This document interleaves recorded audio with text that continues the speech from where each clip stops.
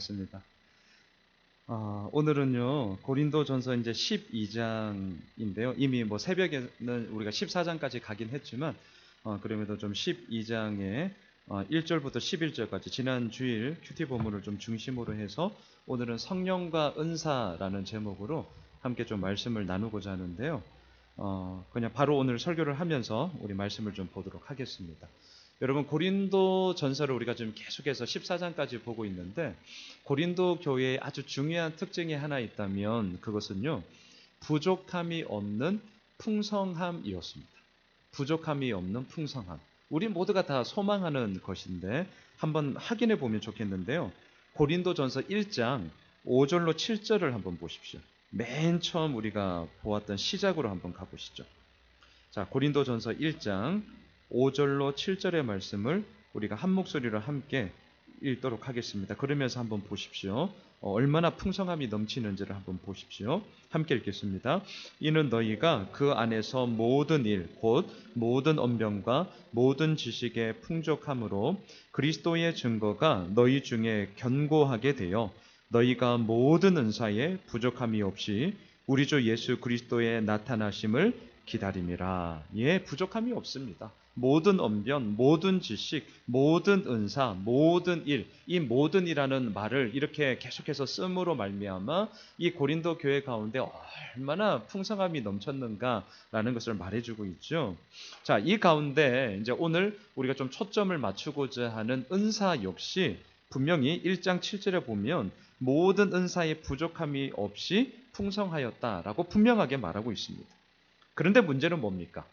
1장 7절 뒤에를 보시면 너희가 모든 은사에 부족함이 없이 우리 주 예수 그리스도의 나타나심을 기다려야 하는데 그 기다림의 모습 가운데 덕을 세우고 사랑을 나누고 지지와 격려를 하고 권면과 위로가 있는 것이 아니라 오히려 이 하나님께서 주신 은사라는 이 선물이 분쟁과 갈등의 시비거리가 되었다라는 것이죠. 자, 그래서 이러한 고린도 교회의 정황 가운데 오늘 이제 12장으로 가보겠습니다. 12장 사도 바울이 뭘 얘기하느냐? 자, 이제 한 절 한 절 보면서 우리 성령과 은사에 대한 부분들을 한번 짚고 넘어가겠습니다. 자, 12장 1절로 가보십시오.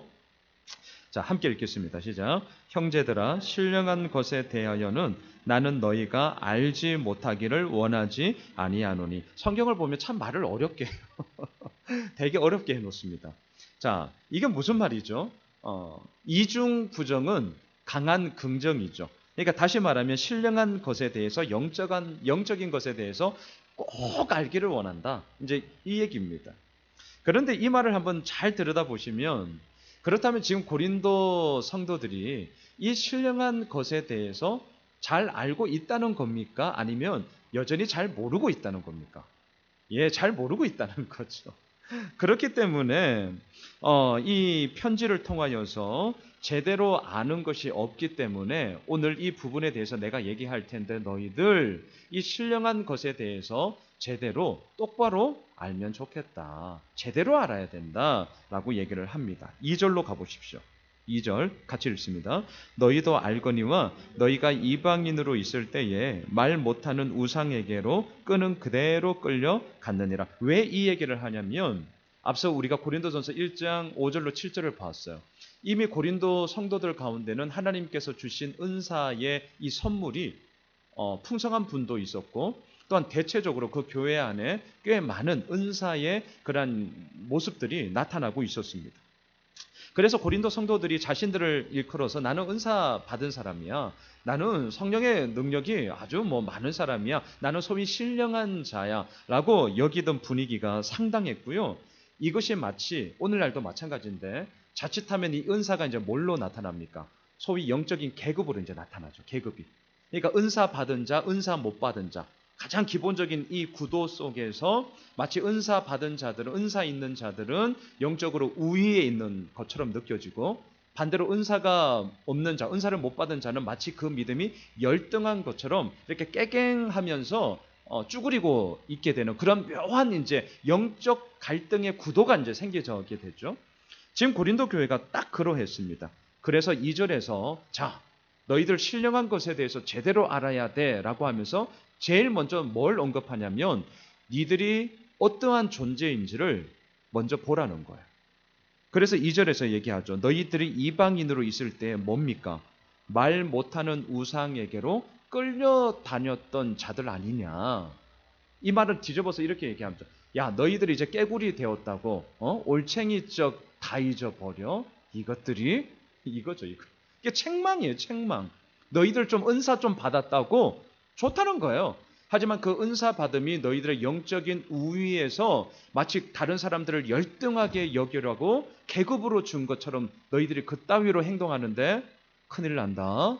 너희들, 야, 옛날에 너희들 우상에게 이리저리 끌려다니던 놈들이 지금 뭐하고 있는 거니? 지금 사도 바울의 마음이 보이셔야 돼요. 그러면서 3절로 가보십시오. 3절. 같이 읽습니다. 시작. 그러므로 내가 너희에게 알리노니 하나님의 영으로 말하는 자는 누구든지 예수를 저주할 자라 하지 아니하고 또 성령으로 아니하고는 누구든지 예수를 주시라 할 수 없느니라. 3절을 보시면 두 가지를 얘기해요. 첫 번째, 하나님의 영으로 말하는 자는 누구든지 예수를 저주할 자야 이렇게 말하면 안 된다는 거예요. 요거는 이 당시 좀 문화적 배경을 아셔야 됩니다. 고린도 도시는 항구 도시, 경제적으로 부유하고 항구였기 때문에 새로운 문물들이 유입이 끊임없이 많았던 곳. 우상도 많고 또 은사도 많고 돈도 많고 성적 타락도 많고 하여튼 뭐든지 다 많아요. 뭐든지. 좋은 것도 많고 나쁜 것도 많고 뭐든지 다 많아요. 그런데 이 당시에 사람들이 늘 좋은 관계에만 있지 않잖아요. 싸움을 해요. 말다툼을 하든지 뭔가 갈등이 있어서 서로 이제 분쟁 가운데 막 이렇게 소위 썰전, 싸움을 해요. 그때 이 당시 사람들이 어떠한 좀 습성이 있었냐면 각자가 믿고 있는 소위 신들이 있을 거 아니에요. 그럼 막 싸우다가 예를 들면 이제 우리는 예수를 믿으니까 이러는 거죠. 야, 예수의 이름으로 너를 저주한다. 이렇게. 지금 이해되세요? 막 싸우다가 각자 자기가 믿고 있는 그 신의 이름을 부르면서 그 신이 너를 저주해 버릴 것이고 너를 죽여버릴 것이고 너를 그냥 다 깨뜨려 버릴 거야 라는 식으로 막 엄청나게 그 믿고 있는 신의 이름을 빌려서 저주의 얘기를 막 퍼부었어요. 지금 그 얘기예요. 너희들 예수 믿지? 예수 믿는 자는 그렇게 하면 안 된다. 예수를 저주할 자의 그 이름으로 써먹지 마. 그거는 너희들의 그냥 종교적인 습성에 의해서 나오는 거지 그딴 식이 어디 있냐. 너희들 똑바로 알아야 된다. 신령한 것에 대해서 너희들 진짜 알고 있다고 웃기고 있네. 너희들이 하는 꼬라지를 보니까 너희들 똑같아. 지금 이 얘기. 예전에 습관을 버리지 못해서 싸우면서 막 욕을 할 때 저주의 이름을 퍼붓듯이 예수의 이름을 저주로 퍼부으면 어떻게 되겠습니까? 예수의 이름은 우리들에게 능력이죠. 예수의 이름은요, 구원입니다. 예수의 이름은 생명이고 예수의 이름은 자유고 예수의 이름은 회복이죠.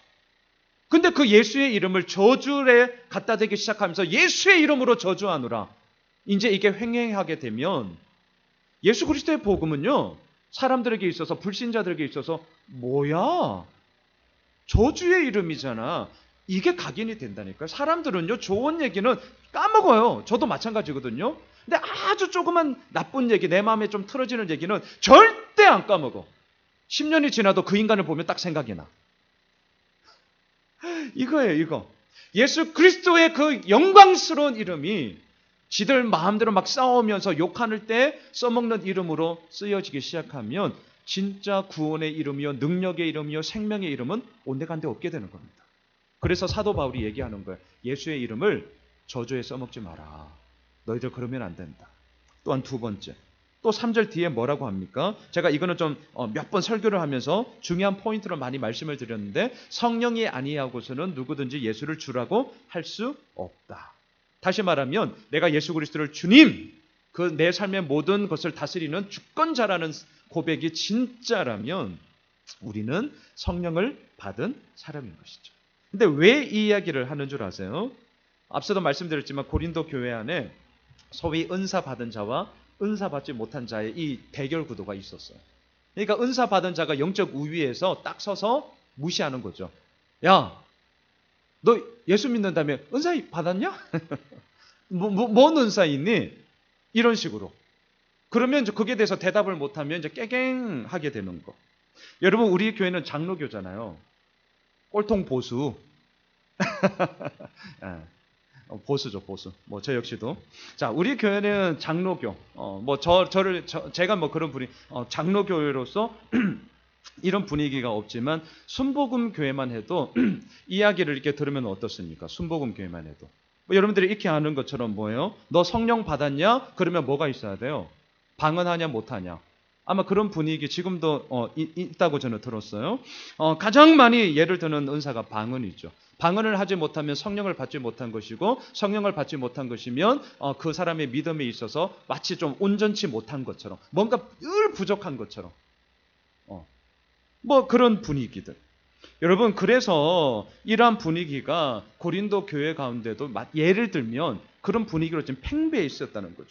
그래서 지금 사도 바울이 말하는 겁니다. 이거 되게 중요한 구절이에요. 예수 그리스도를 내 삶의 주인으로, 내 삶의 왕으로 고백하고 있냐? 그렇다면 그 사람들 역시 성령을 받은 사람이다. 이거 진짜 중요한 겁니다. 너희들 그래서 성령 은사가 없다고 해서 함부로 그 사람들의 믿음에 대해서 우습게 보거나 깔보기 시작한다면 오늘 보면 1절, 너희들이 신령한 것에 대해서 제대로 알고 있다고 웃기고 있네. 너희들 똑바로 모르는 거야. 여전히 우상에게 끌려다니는 사람들처럼 너희들의 영적 형편은 완전히 아무것도 없는 그러한 무능함이다. 이것을 좀 강력하게 얘기를 하고 있죠. 자, 그래서 4절로 6절을 보겠습니다. 그러면서 이 얘기 속에 이제 본격적으로 오늘 성령과 은사에 대한 이야기들을 시작하는데요. 4절로 6절 함께 읽겠습니다. 시작. 은사는 여러 가지나 성령은 같고, 직분은 여러 가지나 주는 같으며, 또 사역은 여러 가지나 모든 것을 모든 사람 가운데서 이루시는 하나님은 같으니, 은사, 직분, 사역, 4절, 5절, 6절 앞에 은사, 직분, 사역 앞에 딱딱딱 나오죠. 자, 이 세 가지의 공통점이 두 가지가 있어요. 첫 번째, 여러 가지라는 거예요. 그렇죠. 한 가지만 아닙니다. 여러 가지라는 거죠. 두 번째, 그 은사를 주는 이가 누구예요? 성부, 성자, 성령, 삼위일체 하나님께서 그 은사를 주신다는 거죠. 은사의 주체는 누구냐? 내가 아니라 전적으로 삼위일체이신 하나님께서 우리들에게 주시는 거죠. 하나님이 당신의 가장 선한 뜻대로, 이제 이 뒤에서 볼 텐데, 당신의 가장 선한 뜻대로 우리에게 나눠주시는 선물, 그것이 은사고요. 또한 그 은사에 따른 직분을 교회에서 사용함으로 말미암아 공동체를 세우고 교회의 덕을 세우며 더 나아가 하나님 나라와 복음과 교회를 위하여 함께 그 믿음의 여정의 길을 걸어가야 된다라는 얘기가 지금 4절, 5절, 6절입니다. 그러면서 7절을 가보십시오. 7절. 같이 읽습니다. 각 사람에게 성령을 나타내심은 유익하게 하려 하심이라. 자, 목적이 뭡니까? 유익하려고. 누구의 유익인데요? 자기의 유익입니까? 다른 이의 유익입니까? 예, 물론 후자죠. 다른 이의 유익이죠. 그런데 실상은 어떤 줄 아세요? 지금 고린도 교회 성도들 가운데는 이것이 다른 이의 유익으로 쓰여지기보다는 결국 자기의 유익을 구하는 것으로 온통 다 변질되어져 버렸습니다. 그래서 은사 받은 자들은 은사 받지 못한 자들을 열등한 자로 취급하면서, 야, 너 성령 받았어? 근데 너는 무슨 은사가 있어? 이제 이런 식으로 그 사람들을 매도하며 영적 계급 문화를 만들어 버리게 된 거죠. 그래서 7절에서 이 얘기를 하는 겁니다. 각 사람에게 성령을 나타내시면 잊지 말아라. 유익하게 하려 하는 거야. 그 유익은 누구의 유익이죠? 자기의 유익이 아니라 다른 이들의 유익을 구하는 것인 거죠. 여러분, 이 부분들 정말 우리 교회 가운데도 앞으로도 마찬가지지만 모든 교회 가운데 얼마든지 이러한 문제들, 또한 이러한 마치 미묘한 갈등 속에서 이루어지는 그런 은사에 대한 미묘함들, 이게 있을 수가 있습니다. 그래서 오늘 말씀이 참 중요해요. 다시 한번 기억해 주십시오. 하나님이 왜 각 사람에게 은사를 주셨는가? 7절, 그것은 자기의 유익을 구하는 데 사용하지 말고 다른 이들의 유익을 구하는 데 사용하기 위해서다라는 것이죠. 제가 이 말씀을 묵상하면서 저때도 한번 말씀을 드렸던 것 같아요. 은사를 달라고 우리는 오늘 큐티 본문에서도 얘기하죠. 신령한 것을 사모해라. 우리의 몫에 있어서는 분명히 사모함이 있어야 됩니다. 하나님이 다 하신다며 이렇게 그냥 마치 그냥 감이 뚝 떨어질 때까지 이렇게 벌리고 있는 것처럼 그런 모습이 아니라 신령한 것에 대해서는 분명 우리의 사모함이 필요해요.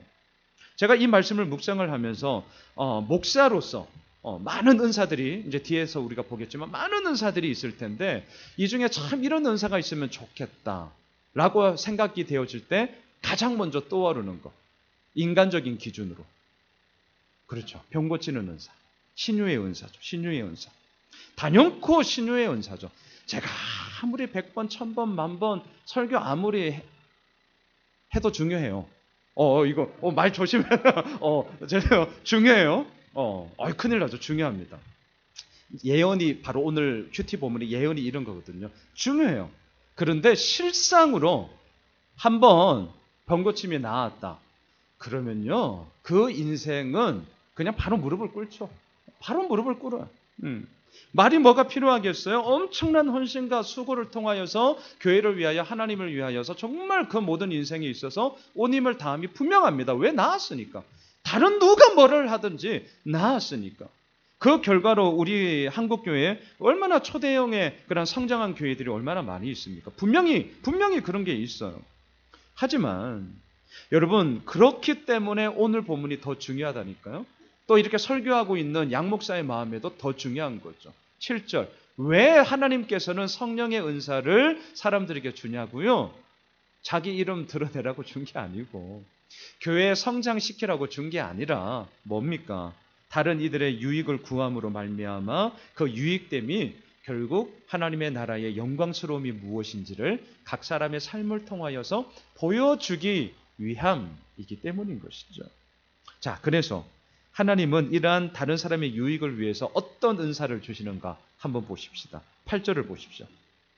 총 9가지가 오늘 본문에는 나오는데요. 자, 8절부터 한번 하나하나 찾아보죠. 읽겠습니다. 어떤 사람에게는 성령으로 말미암아 지혜의 말씀을, 어떤 사람에게는 같은 성령을 따라 지식의 말씀을. 자, 여기서 지혜라는 것은 예수 그리스도로 말미암아 이루어진 구원의 진리를 전하는 거예요. 그러니까 구원의 진리를 전하는 것. 이것이 여기에서 말하는 지혜. 그냥 우리가 그냥 보통 쓰는 지혜, 지식을 실제 삶 가운데 유용하게 써먹는 것, 그런 의미는 아닙니다. 구원의 진리를 전하는 것, 이게 지혜고요. 뒤에 나오는 지식은 뭐냐? 그 구원의 진리를 정확하게 이해하고 설명하는 소위 논리력, 뭐 이렇게 좀 바꿀 수가 있겠죠. 그 구원의 진리를 정확하게 이해하고 설명할 수 있는 능력, 이게 오늘 본문 8절에 나오는 지식이라고 할 수 있습니다. 9절로도 가보시죠. 읽겠습니다.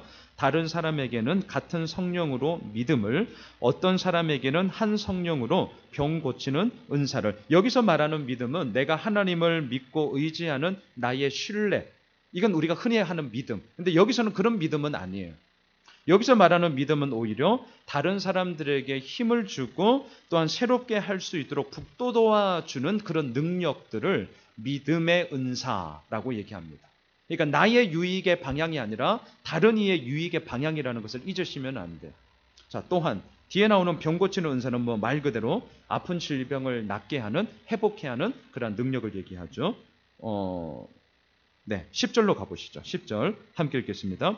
어떤 사람에게는 능력 행함을, 어떤 사람에게는 예언함을, 어떤 사람에게는 영들 분별함을, 다른 사람에게는 각종 방언 말함을, 어떤 사람에게는 방언들 통역함을 주시나니. 자, 여기서 말하는 능력 행함은 복음이 진짜야. 소위 복음의 실효성을 나타나기 위해 행하게 되는 초월적인 역사들. 이게 능력 행함이죠. 예언은 뭐냐? 이제 오늘 큐티 본문에서부터 우리가 보고 있는데, 단지 먼 미래의 일을 예측해서 오늘을 살아가고 있는 사람들에게 말하는 것이 아니라, 오늘 새벽 설교를 좀 여러분들이 들으셨다면 제가 말씀을 드렸는데요. 예수를 믿는 자들이 가야 할 바를 정확하게 제시하고 또한 권면하고 위로하고 말씀을 통하여 지금 제가 하고 있는 이 설교처럼, 오늘날로 말하면 마치 설교하는 것처럼 말씀을 같이 나누는 것처럼 그 말씀에 기반하여서 제시하는 그 모든 것들을 사도 바울은 예언이라는 말로 지금 쓰고 있는 것입니다. 또한 영분별, 이거는 말 그대로 말씀의 바른 기초 가운데 영적인 모든 상황 가운데서 이것이 옳은지 그른 것인지를 말 그대로 가늠하게 되는 분별하는 능력이죠. 또한 방언, 그리고 방언 통역, 이것은 우리가 알아들을 수 없는 말이기 때문에 그 말을 통역하는 은사가 이제 필요하다. 이렇게 9가지 은사를 쫙 나열했어요. 자, 그러면서 오늘 본문 그러면서 오늘 우리 큐티 본문으로 좀 더 들어가 봅시다. 어차피 수요 예배 때 전체를 좀 보니까 14장으로 한번 가보세요. 그러면서 방언과 예언에 대해서 특별히 14장 한 장을 따로 떼어서 편지를 씁니다. 이유는 뭡니까? 고린도 성도들 가운데 이 방언과 예언의 문제가 더욱더 시비거리로 분쟁거리로 일어났던 그런 배경을 가지고 있었기 때문인데요. 자, 방언을 먼저 한번 볼까요? 14장 2절을 보세요. 14장 2절 같이 읽습니다. 방언을 말하는 자는 사람에게 하지 아니하고 하나님께 하나니 이는 알아듣는 자가 없고 영으로 비밀을 말함이라. 방언은 뭐냐? 하나님께 하는 말이고요. 특별히 영으로 비밀을 말하는 것을 우리는 방언이라고 얘기합니다. 4절로 가보십시오. 4절 읽습니다. 방언을 말하는 자는 자기의 덕을 세우. 여기까지요. 방언은요, 나의 덕을 세우는데 아주 유효한 하나님의 은사임에 분명합니다. 나의 덕을 세워요. 왜냐하면 2절 영으로 하나님의 그 비밀을 함께 나누며 하나님께 말하는 것이기 때문에 나의 덕을 분명하게 세웁니다. 자, 13절 14절로 한번 가보시죠. 13절 14절 이건 내일 새벽에 우리가 보긴 하겠지만, 자, 먼저 방언에 대한 것을 쭉 보고 있습니다. 자, 13절 14절 함께 읽습니다. 그러므로 방언을 말하는 자는 통역하기를 기도할지니 내가 만일 방언으로 기도하면 나의 영이 기도하거니와 나의 마음은 열매를 맺지 못하리라. 왜 내 마음의 열매를 맺지 못할까요? 내가 알아들을 수 없습니다. 그래서 저도 개인적으로 기도할 때 방언이 나오면 방언으로 기도합니다. 개인적인 기도 때는. 근데 반드시 그런 기도의 소위 기도의 시간이 예를 들어서 30분이다. 기도를 하는데 방언이 터질 수 있죠. 예, 그럼 방언하십시오. 하시다가도 그것에 대해서 나의 이제 좀 컨트롤이 될 수 있다면 그 한 시간만큼 제가 꼭 권면드리기는 내가 알아들을 수 있는 한국말로, 물론 영어가 더 편하신 분들은 영어로 기도하셔도 되고요. 여하튼 내가 알아들을 수 있는 한국말로 또박또박 그 시간에 버금가게 기도하셔야 돼요.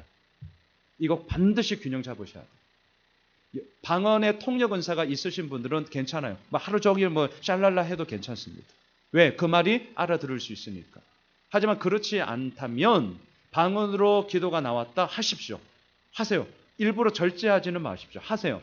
하지만 그 시간만큼 내가 알아들을 수 있는 한국말로 또박또박 기도하셔야 돼요.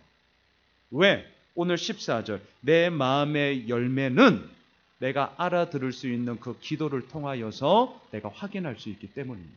그러니까 진짜 중요해요. 진짜 중요합니다. 그리고 마지막 22절로 가보시죠. 22절 같이 읽습니다. 시작.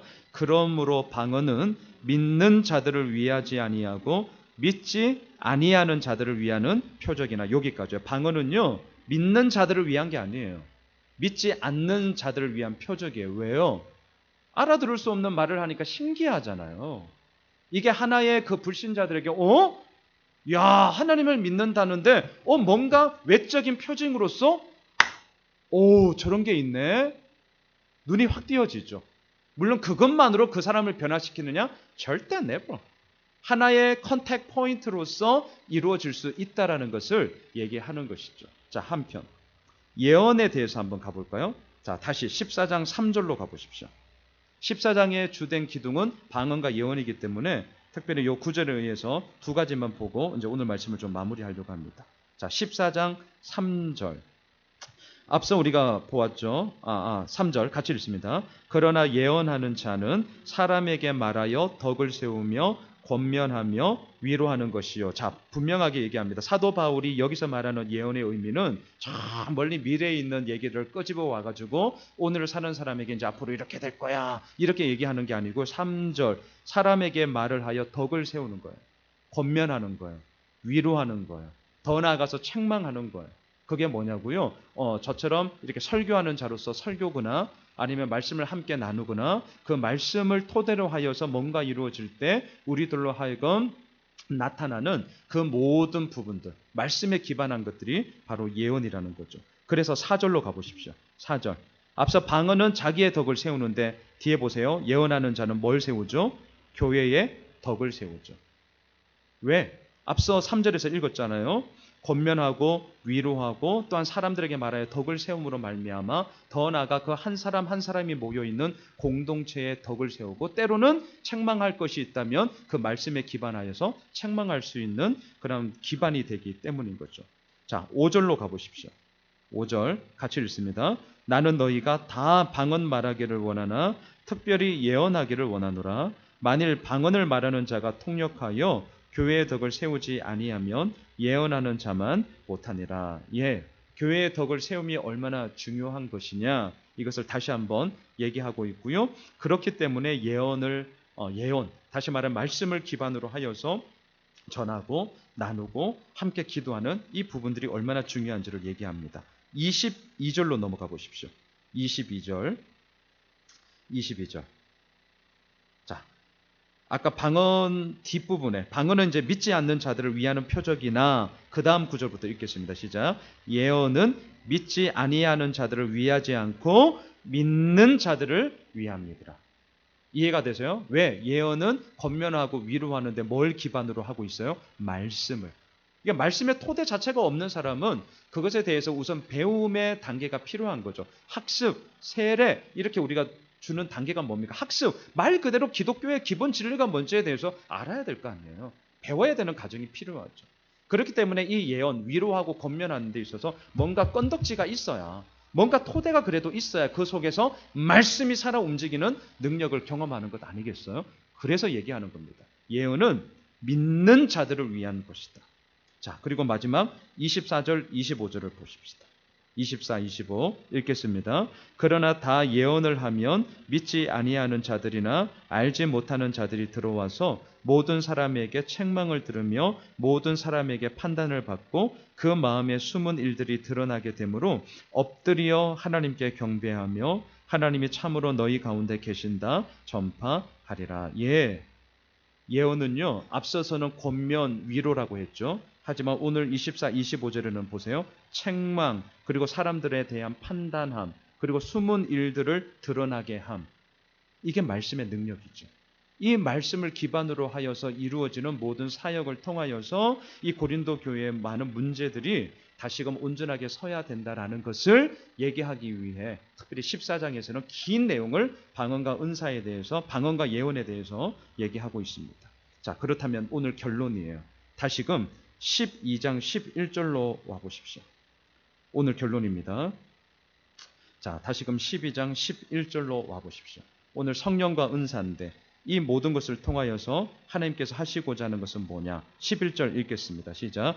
이 모든 일은 같은 한 성령이 행하사 그의 뜻대로 각 사람에게 나누어 주시는 것이니라. 가장 중요한 말이 그의 뜻대로입니다.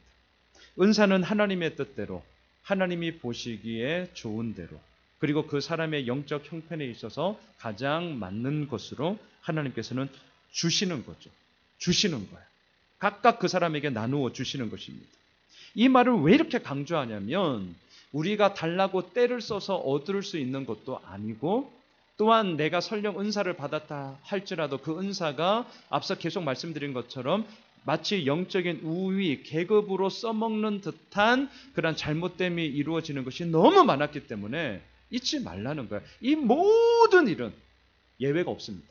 이 모든 일은 한 성령이 행하사 그의 뜻대로 각 사람에게 나누어 주는 거라고. 니들이 뭘 잘해서 받은 게 아니라고. 어떻게 성령 하나님께서 각각의 은혜대로 나누어 주신 것을 가지고 너희들은 사용해 먹으며 너희들의 능력이 마치 대단한 것처럼 자랑하며 교만 떨며 분쟁과 시기 가운데 이 교회를 망칠 수 있냐. 엄청난 책망의 이야기가 펼쳐지고 있는 것입니다. 말씀을 정리하겠습니다. 고린도전서 12장, 그리고 13장, 그리고 14장. 전체적인 구도를 보면 12장, 14장은 은사에 대한 얘기죠. 그 중간에 사랑장, 13장이 끼어져 있습니다. 뭘 얘기하는 거죠? 하나님께서 우리에게 나누어 주시는 은사는 사랑을 통해서 흘러가야 된다라는 이 메시지를 구조를 통해서 우리에게 얘기하고 있습니다. 우리는 그 길을 함께 걸어가야 할 것입니다. 그리고 잊지 마십시오. 은사 반드시 사모하셔야 중요합니다. 사모하셔야 됩니다. 그리고 내게 주어진 몫에 있어서는 간절함으로 구하고 싶은 거 있습니까? 구하십시오. 그것이 우리들의 몫에 있어서는 해야 할 일이 분명합니다. 하지만 그것마저도 하나님께 모든 주도권이 있기 때문에 오늘 11절 그의 뜻대로 이루어질 것입니다. 그리고 그 모든 것에 나누어 주심으로 말미암아 결국 하나님 나라와 복음과 교회의 그러한 영광스러움을 드러내는 도구로 하나님은 그렇게 마음껏 사용하실 것입니다. 바라기는 우리들의 모든 삶의 여정들 속에 또한 우리들이 하나님과의 모든 관계 속에 주님께서 이루어 가시는 그 놀라운 선한 뜻을 날마다 발견함으로 함께 세워나가는 그런 귀한 믿음의 동력자들이 되시길 주님의 이름으로 축원합니다.